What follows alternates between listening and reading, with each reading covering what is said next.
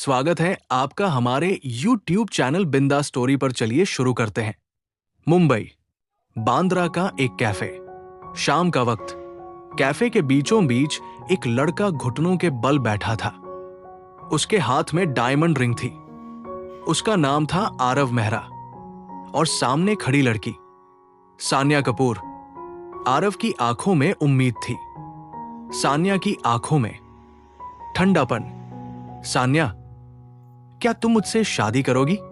Cafe में हल्की फुसफुसाहट शुरू हो चुकी थी। सान्या ने रिंग की तरफ देखा भी नहीं। उसने सिर्फ इतना कहा, आरव, बस करो। वो मुड़ी और बाहर चली गई।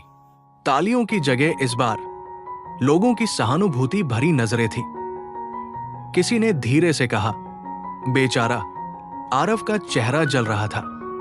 दिल तो जैसे पहले ही जल चुका था। ये पहली बार नहीं था, ये 7वीं बार था।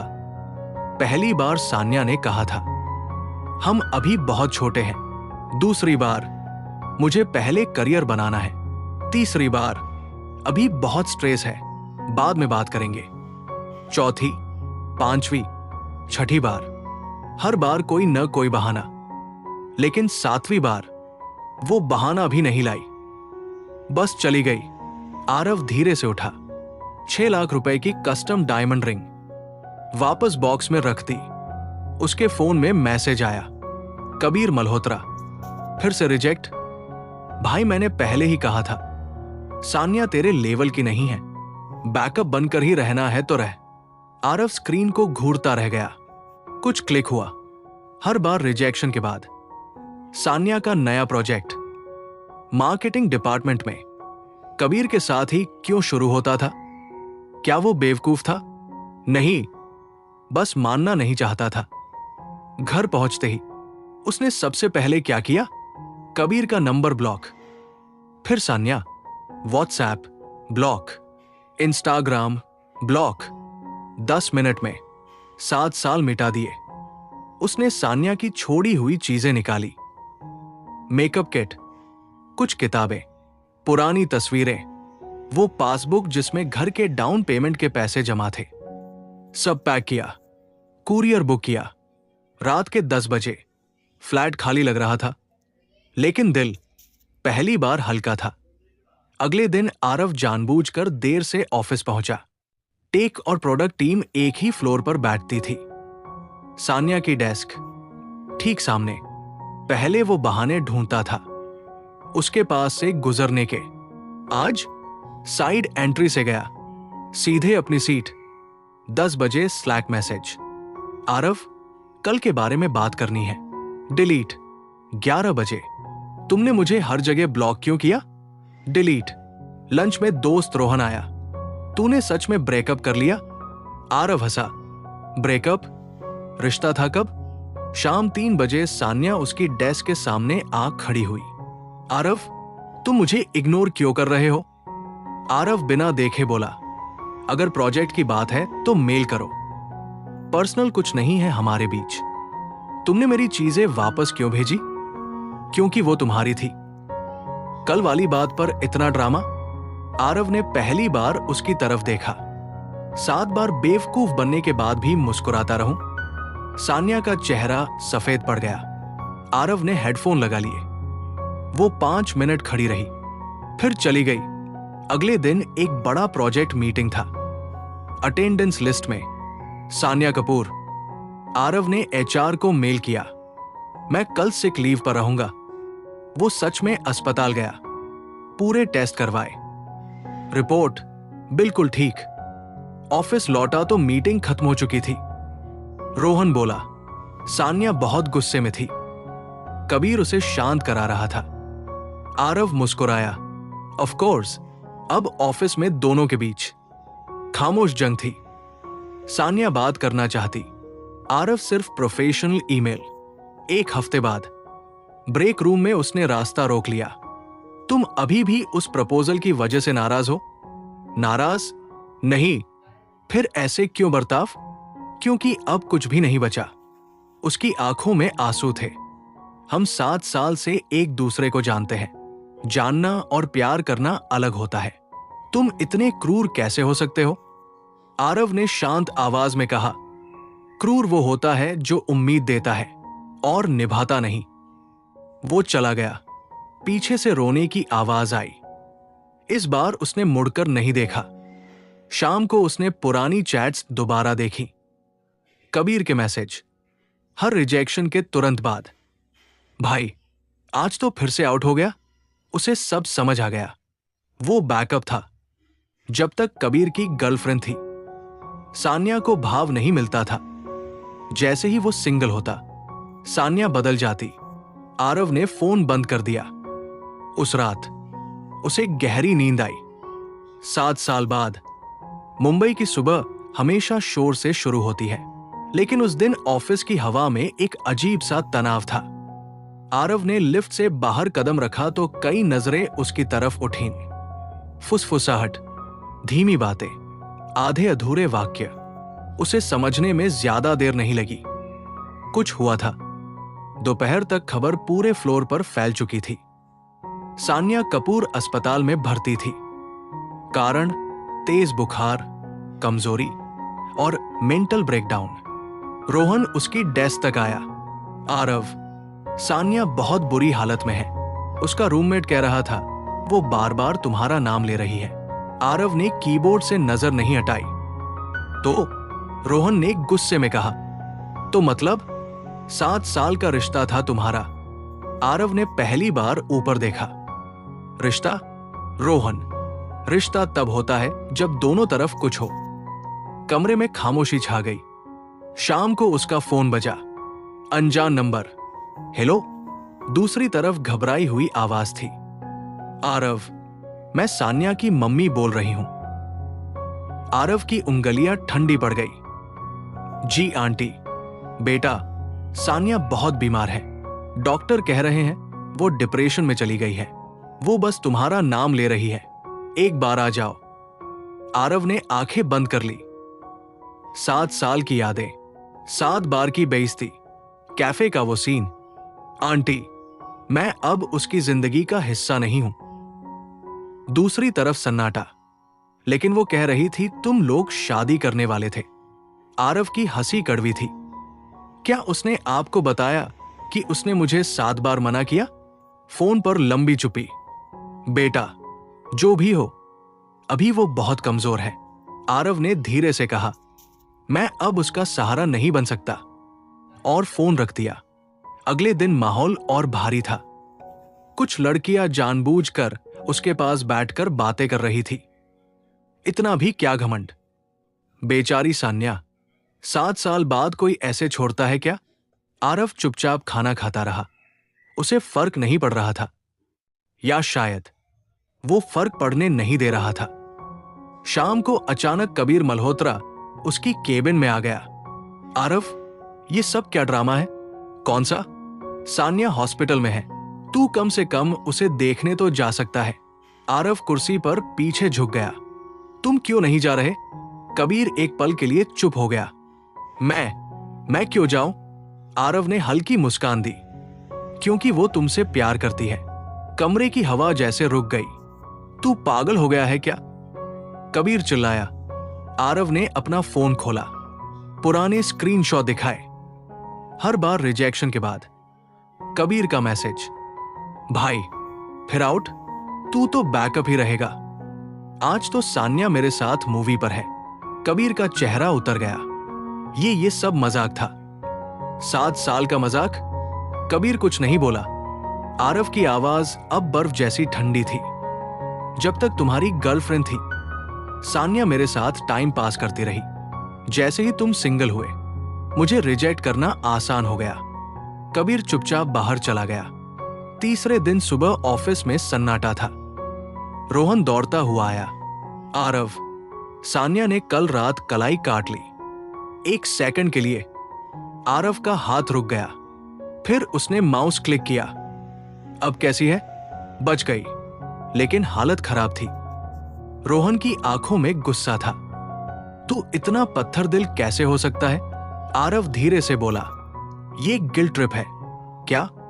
अगर मैं अब उसके पास गया तो उसे लगेगा ये तरीका काम करता है। कल फिर कुछ करेगी। रोहन चिल्लाया। वो मर भी सकती थी। आरव की आवाज ठंडी थी। वो उसका फैसला था। उस शाम सान्या के पापा ऑफिस आए। वो हमेशा से आरव को पसंद करते थे। बेटा, सान्या तुम्हें बुला रही है। आरव खड़ा हो गया। अंकल, मैं अब उसके लिए सही इंसान नहीं हूं। लेकिन वो कह रही थी तुम लोग शादी करने वाले थे। अंकल, उसने मुझे कभी हां नहीं कहा। उन्होंने गहरी सांस ली।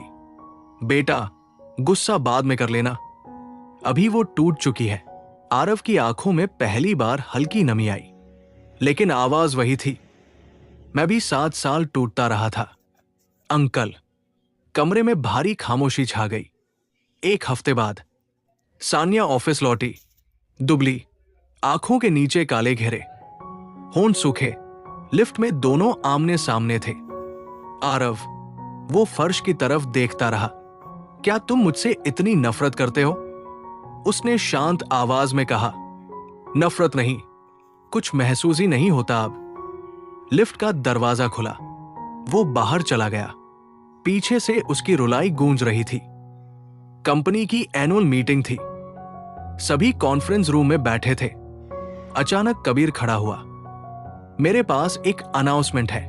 मैं और सान्या शादी करने वाले हैं। कमरे में सन्नाटा। सबकी नजरें आरव पर। सान्या का चेहरा सफेद पड़ गया।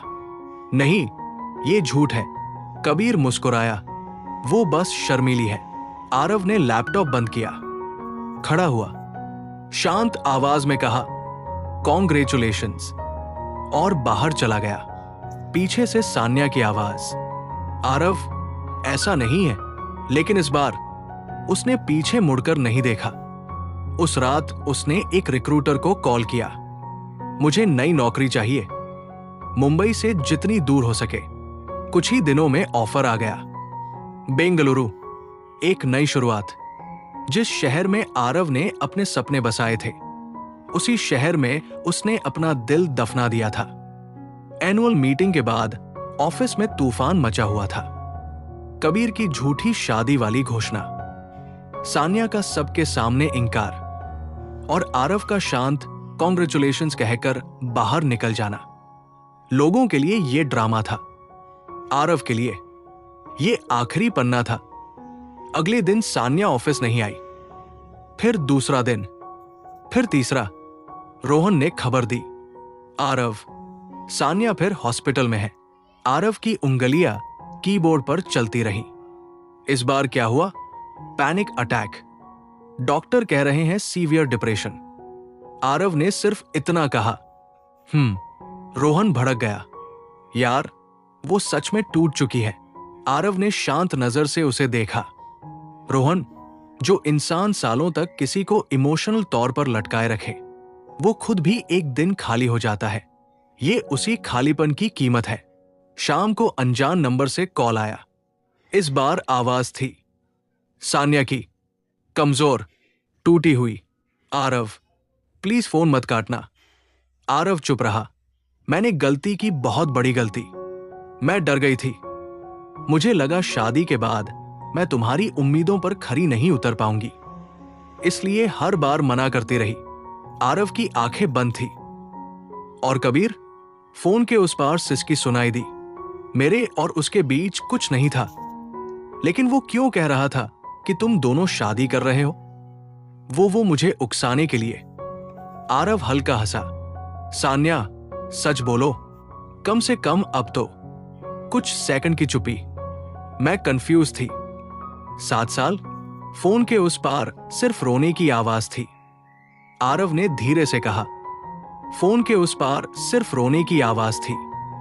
आरव ने धीरे से कहा, मैं अब कंफ्यूजन नहीं हूं सान्या, मैं इंसान हूं। और कॉल काट दिया। उस रात जब आरव अपने अपार्टमेंट पहुंचा, वो चौंक गया। सीढ़ियों के पास सान्या बैठी थी, बाल बिखरे हुए, चेहरा पीला, आंखें सूजी हुई। उसे देखते ही खड़ी हो गई। आरव, बस 5 मिनट। आरव रुका नहीं, दरवाजा खोलने लगा।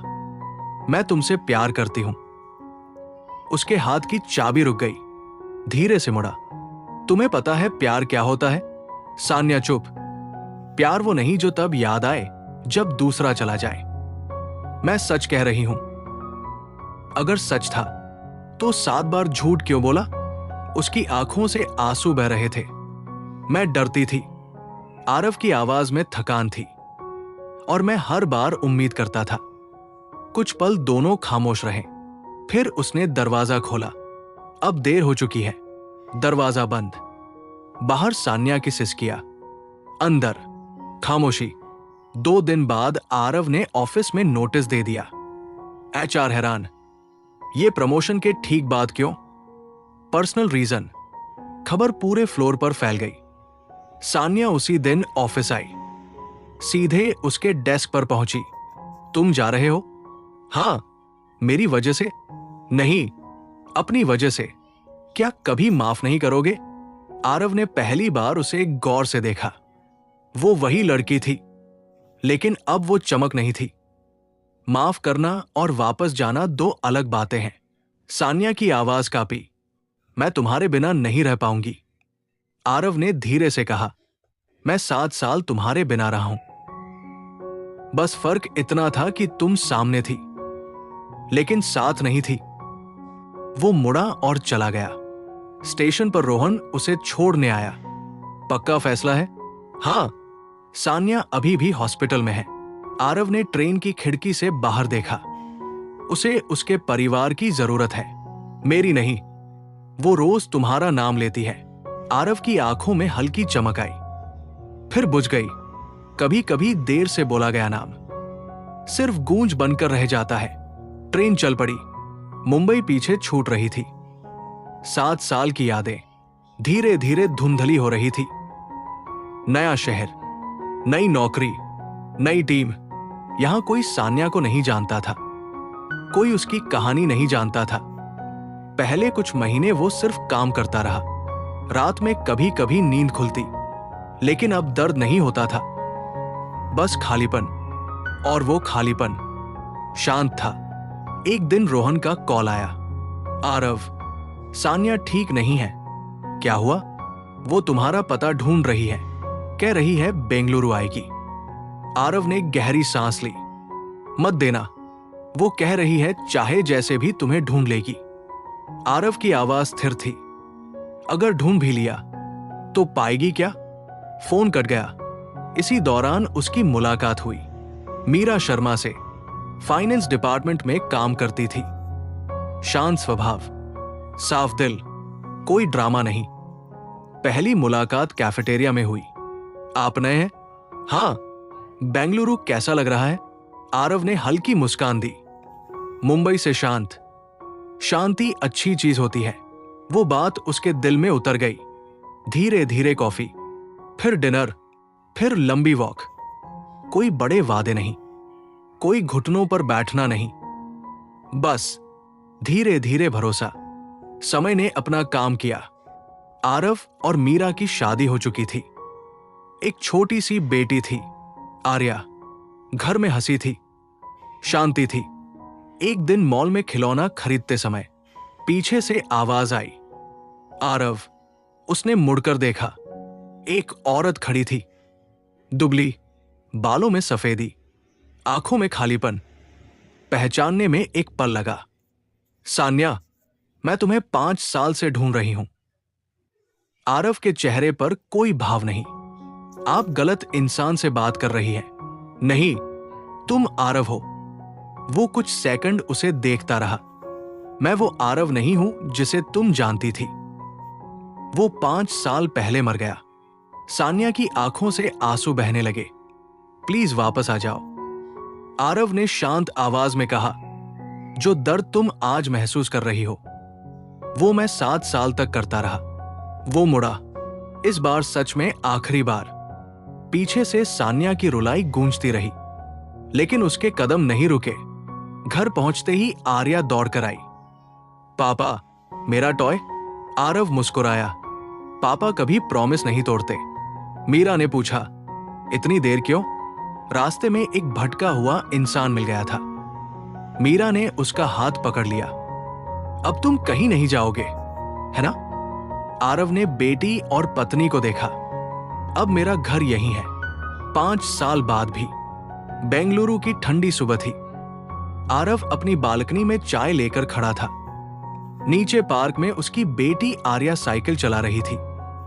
मीरा उसे संभाल रही थी। सब कुछ शांत था। लेकिन कल मॉल में जो हुआ, उसने अतीत की राग को हल्का सा छेड़ दिया था। सान्या का चेहरा सूखा, टूटा हुआ, खाली। वो पहले जैसी नहीं रही थी। लेकिन आरव के अंदर भी अब पहले जैसा कुछ नहीं बचा था। उस शाम फोन बजा। नंबर अनजान था। हेलो। दूसरी तरफ आवाज भारी थी। आरव।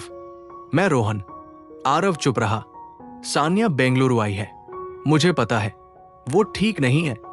वो कह रही है अगर तुमने बात नहीं की तो क्या वो फिर कुछ कर लेगी। आरव की आंखें सख्त हो गई। रोहन, अगर कोई इंसान बार बार अपनी जान को हथियार बनाता है तो वो प्यार नहीं, दबाव है। लेकिन वो सच में टूट चुकी है। आरव की आवाज शांत थी। मैं भी कभी टूटा था। तब किसी ने मेरा हाथ नहीं पकड़ा था। फोन कट गया। 2 दिन बाद मीरा ने अखबार टेबल पर रखा। ये देखो, छोटी सी खबर थी।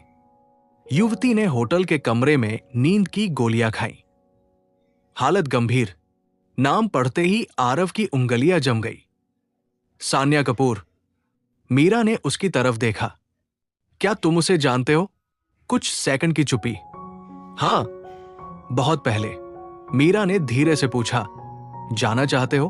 आरव ने खिड़की के बाहर देखा। दिल में हल्की सी हलचल हुई, फिर शांत। नहीं। मीरा ने सिर्फ सिर हिलाया। कोई सवाल नहीं। रात को मीरा ने धीरे से कहा, आरव, अगर तुम्हारे अंदर कुछ भी अधूरा है तो उसे खत्म कर दो। मैं तुम्हें रोकूंगी नहीं। आरव उसकी तरफ मुड़ा। मैं उससे प्यार करता था। 7 साल। उसने कभी हाँ नहीं कहा। जब मैं चला गया तब उसे मेरी कीमत समझ आई। अब वो वापस चाहती है क्योंकि दूसरा उसे छोड़ गया। मीरा की आंखों में कोई डर नहीं था। और तुम? मैं अब उससे कुछ महसूस नहीं करता। मीरा ने उसका हाथ पकड़ लिया। तब तुम्हें डरने की जरूरत नहीं। उस रात आरव ने महसूस किया, सच्चा प्यार शोर नहीं करता, वो भरोसा देता है। तीसरे दिन अस्पताल से कॉल आया। मिस्टर आरव मेहरा। जी। मरीज सान्या कपूर आपसे मिलना चाहती है। उन्होंने आपका नाम इमरजेंसी कांटेक्ट में लिखा है। आरव ने लंबी सांस ली। वो अस्पताल गया। कमरे के बाहर खड़ा रहा कुछ सेकंड, फिर अंदर गया। सान्या बिस्तर पर लेटी थी, चेहरा पीला, हाथों पर पट्टियां। उसे देखते ही उसकी आंखें भर आई। तुम आ गए। आरव कुर्सी पर बैठ गया। आवाज में न गुस्सा था, न अपनापन। क्यों बुलाया? सान्या रो पड़ी। मैं तुम्हारे बिना नहीं जी सकती। तुम 5 साल से जी रही थी। मैंने हर दिन तुम्हें ढूंढा। क्यों? वो चुप। आरव ने सीधे पूछा, क्योंकि मैं अच्छा था या क्योंकि जिसने तुम्हें चुना था उसने छोड़ दिया? उसके होंठ कांपे। मैं सच में तुमसे प्यार करती थी। आरव की आंखें स्थिर थी। प्यार डर से बड़ा होता है। तुम्हारे लिए डर बड़ा था। कमरे में सन्नाटा फैल गया। सान्या की आवाज बहुत धीमी थी। क्या कभी एक मौका भी नहीं? आरव कुछ सेकंड सोचता रहा, फिर बोला, अगर मैं आज वापस आया तो तुम सीखोगी क्या कि खुद को नुकसान पहुंचाओ और जो चाहो पालो? उसकी आंखों से आंसू बहते रहे। मैं बस शांति चाहती हूं। आरव खड़ा हो गया। शांति किसी और से नहीं मिलती सान्या, वो खुद से मिलती है। वो दरवाजे तक गया। पीछे से आवाज आई, क्या तुम कभी मुझे माफ करोगे? आरव ने मुड़कर देखा। मैंने तुम्हें माफ कर दिया, लेकिन मैं वापस नहीं आ सकता। और वो चला गया। अस्पताल से निकलते समय उसके अंदर कोई तूफान नहीं था, बस एक अजीब सी राहत, जैसे कोई अधूरा अध्याय आखिरकार बंद हो गया हो। घर पहुंचकर उसने मीरा को सब बताया। मीरा ने बस इतना कहा, अब खत्म? आरव ने सिर हिलाया। हां, अब सच में खत्म। 1 महीने बाद रोहन का मैसेज आया। सान्या अपने माता पिता के साथ दिल्ली शिफ्ट हो गई है, थेरेपी ले रही है, शायद अब ठीक हो जाए। आरव ने फोन रख दिया। वो खिड़की से बाहर देखता रहा। कभी जो लड़की उसकी दुनिया थी, अब बस एक कहानी थी। शाम को आर्या दौड़ कर आई। पापा, मुझे साइकिल चलानी है। आरव हंस पड़ा। चलो आज बिना सपोर्ट के चलाओ। मीरा मुस्कुरा रही थी। आरव ने बेटी का हाथ छोड़ा। वो थोड़ी डगमगाई, फिर संतुलन पा लिया। उसे देखते हुए आरव के मन में एक ख्याल आया, कभी कभी छोड़ देना ही किसी को संतुलन सिखाता है। उस रात उसने बालकनी में खड़े होकर आसमान देखा।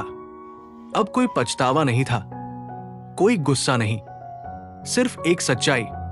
प्यार जब एक तरफा हो जाए तो वो पूजा नहीं, आत्म अपमान बन जाता है। और आत्म अपमान से बाहर निकलना कमजोरी नहीं, हिम्मत है। दिल्ली शिफ्ट होने के बाद सान्या की खबरें धीरे धीरे आना बंद हो गई। पहले रोहन कभी कभी बता देता था, थेरेपी चल रही है, अब थोड़ी बेहतर है, अब घर से कम निकलती है। फिर एक दिन वो अपडेट्स भी बंद हो गए। आरव ने खुद कभी पूछताछ नहीं की। बेंगलुरु में उसकी जिंदगी पूरी तरह बस चुकी थी। मीरा के साथ उसकी शादी को अब 6 साल हो चुके थे। आर्या स्कूल जाने लगी थी। घर की EMI, weekend grocery, school project, family trip, जिंदगी साधारण थी। और वही साधारण अब उसकी सबसे बड़ी दौलत थी। एक शाम ऑफिस से लौटते वक्त गार्ड ने उसे एक कुरियर दिया। सर, दिल्ली से आया है। आरव ने नाम देखा। भेजने वाली सान्या कपूर। उसके हाथ एक पल के लिए ठहर गए। वो घर आया। मीरा रसोई में थी। कोई खास है? उसने मुस्कुराकर पूछा। आरव ने सिर हिलाया। पुराना अध्याय है। वो बालकनी में जाकर बैठ गया। लिफाफा खोला।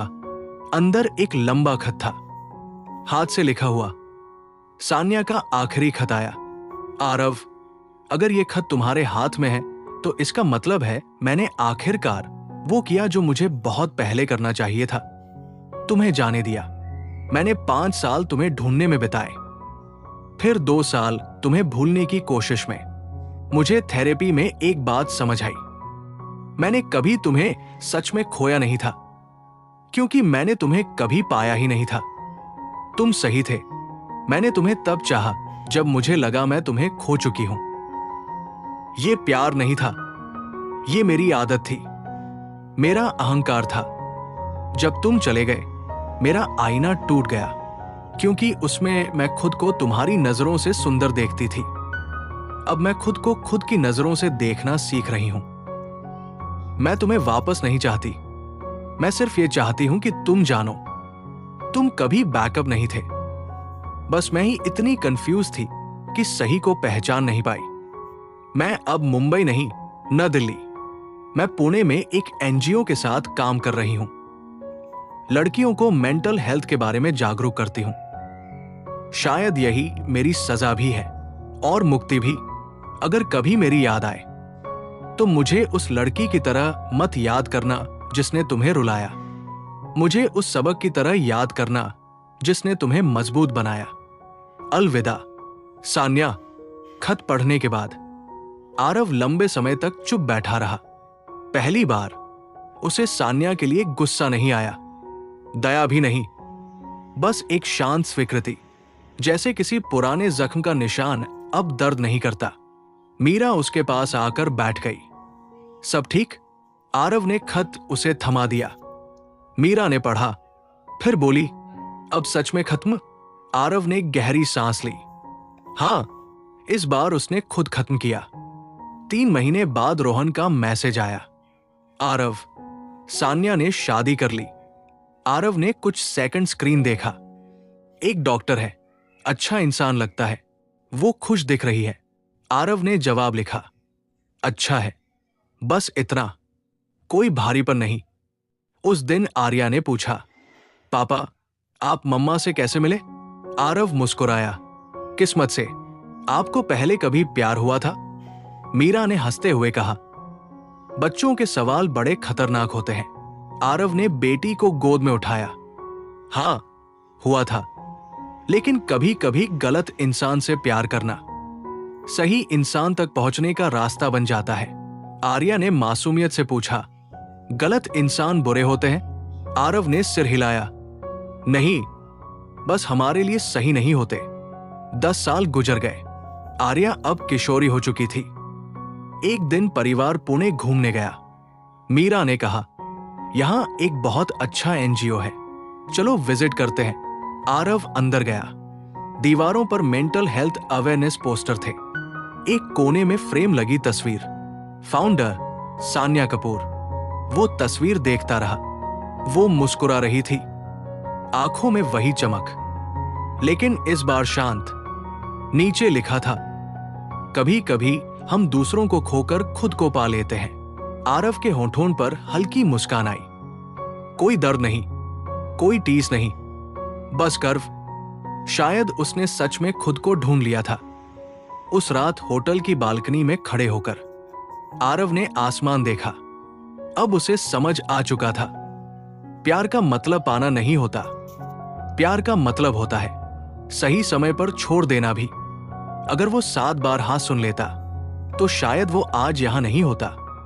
अगर उसने उस दर्द से भागने के बजाय उसे स्वीकार नहीं किया होता तो वो आज इतना मजबूत नहीं होता। घर लौटकर आर्या ने कहा, पापा, आप हमेशा मेरे साथ रहोगे ना? आरव ने उसे गले लगा लिया। जब तक सांस है।